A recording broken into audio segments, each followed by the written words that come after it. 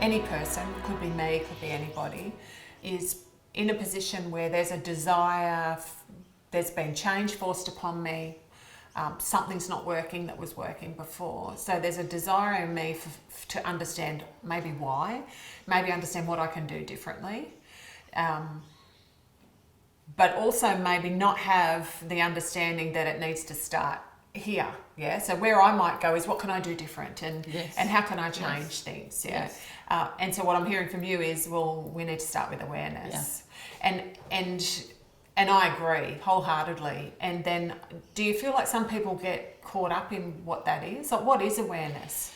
Look, I honestly think that there is a point of readiness for each one of us. Yeah. And nobody can force that point of readiness. Yeah. Sometimes life has to get really chaotic before I reach that point of readiness. Yeah. If you and I look back on our lives, we would see those points of readiness. Oh, definitely. To hit the wall, cry out to God, help me.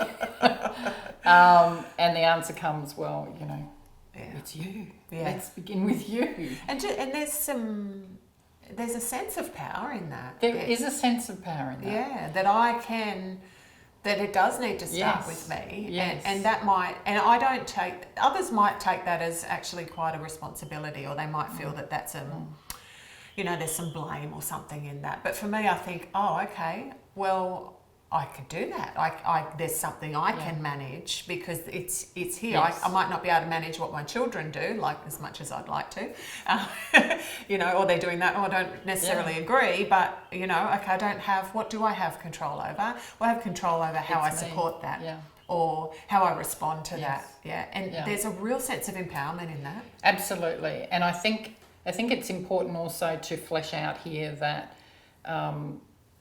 I do see a difference between the me that has awareness now and what I like to call the deeper parts of me. Yep. And for me, that's spiritual. So those deeper God parts of me, those spirit parts of me, those parts of me that might be out of awareness at any given time.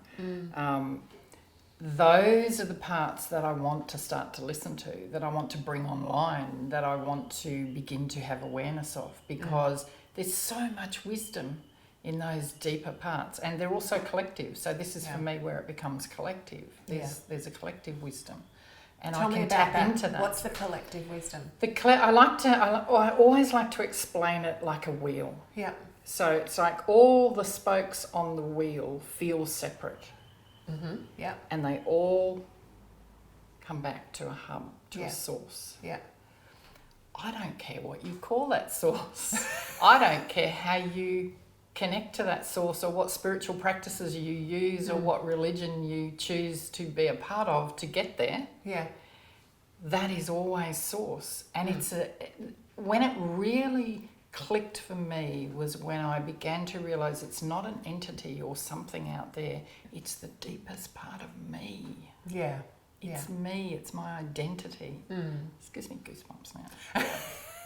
Because when I really got that, it was just so easy to surrender to that part of me.